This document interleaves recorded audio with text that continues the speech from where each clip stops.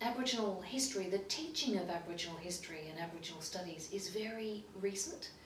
And it's also not just recent, but even when Aboriginal studies and history came to be included in curriculum, whether that be at school or even at university, it sparked this incredible debate about the nature of that history.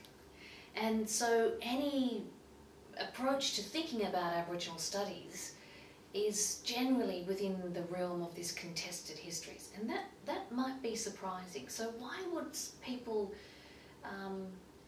become so alarmed and concerned about the sort of stories Aboriginal people have to tell?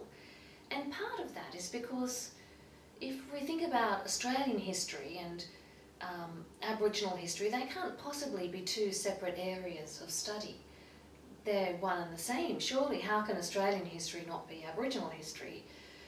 But in a sense, what Aboriginal people have to say, and even when I look at my own Aboriginal family, we know that accounts of, say, for example, the removal of children or the sort of violent dispossession that happened in places like New South Wales from the very early opening years of the arrival of the British colony, and then, certainly for several decades after.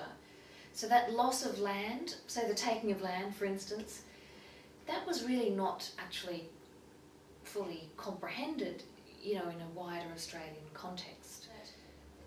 Aboriginal history as an area of study, or even as a point of discussion in wider society, came to be very contested, and that contestation took place from about the 1990s, the mid-1990s, for about a decade, and it subsided, if you like, by around about 2007, when there was an apology to the stolen generation. So they kind of offer a bit of a bookend.